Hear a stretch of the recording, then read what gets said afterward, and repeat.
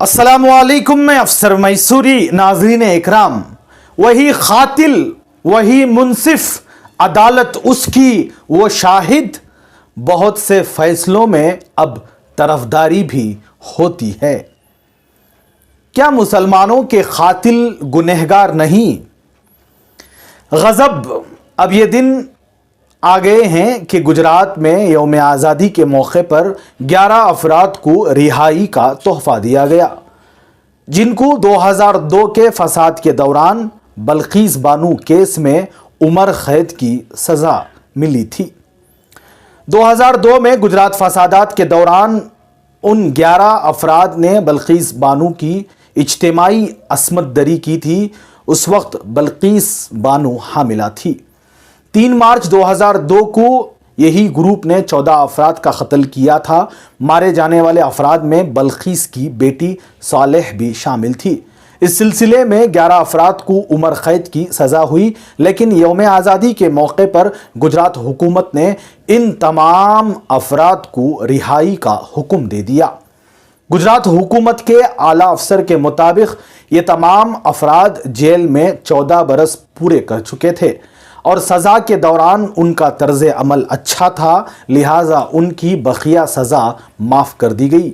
ज़ाहिर है कि गुजरात सरकार बल्कीस बानो के अहले खाना और दीगर अफराद के कातिलों को रिहा करके ये पैगाम देना चाहती है कि उसकी निगाह में मुसलमानों के कातिल गुनहगार के काबिल नहीं, और बल्कीस बानो जैसे केस में कातिलों को माफ़ कर दिया जाएगा।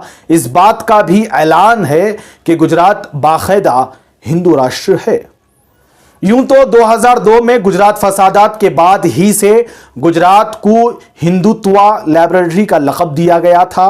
फसाद के दौरान वज़ीर आला ने फसाद के हिंदू रद्द अमल से तशबिया देकर फसाद को गोया दुरुस्त भी ठहरा दिया था।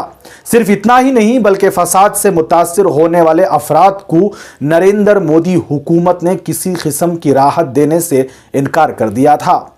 हकीकत तो ये है कि 2002 के मुस्लिम कशी के बाद नरेंद्र मोदी ने हिंदू हृदय सम्राट का रूप धारण किया और उसके बाद ही मुस्लिम मनाफरात की बुनियाद पर न वो सिर्फ गुजरात के बल्कि देखते देखते सारे हिंदुस्तान के हिंदू हीरो बन गए।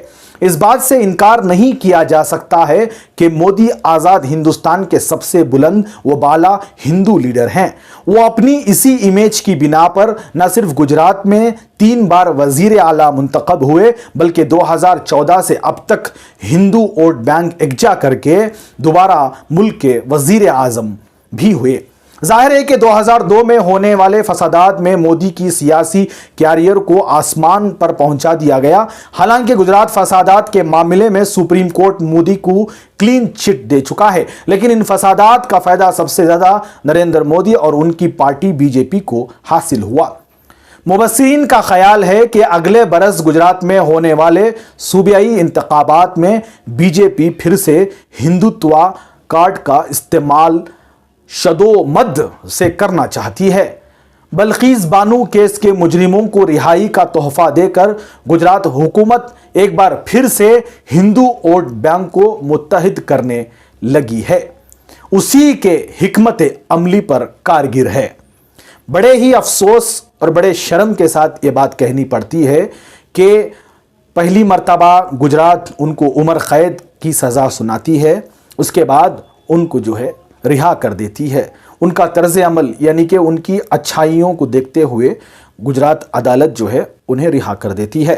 ऐसे कितने मुस्लिम बेगुनाह जेलों में बरसों से रहे हैं, उनके ऊपर किसी किस्म का कोई ध्यान नहीं रहा।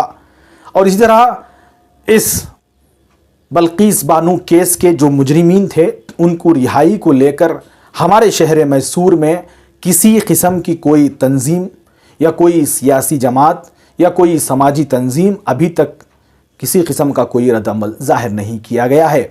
हम इंतज़ार हैं कि वो कौन सी तंजीम, वो कौन सी सियासी जमात इनके ख़िलाफ़ बोलने को उतर आएगी, खुसूसन शहर मैसूर में।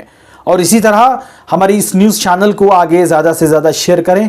और आप लोगों की क्या राय है इस तरह अदालतों में ناانصافی کو لے کر، کیونکہ عدالت کا احترام ہم تو کرتے ہی ہیں، مگر اب ہمیں خود تعجب ہو رہا ہے اور ہم خود کشمکش میں ہیں کہ عدالت اس طرح کے فیصلے کیوں سنائی جا رہی ہیں۔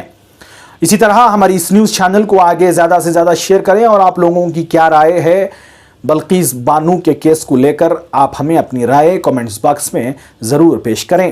تب تک کے لیے السلام علیکم ورحمۃ اللہ وبرکاتہ۔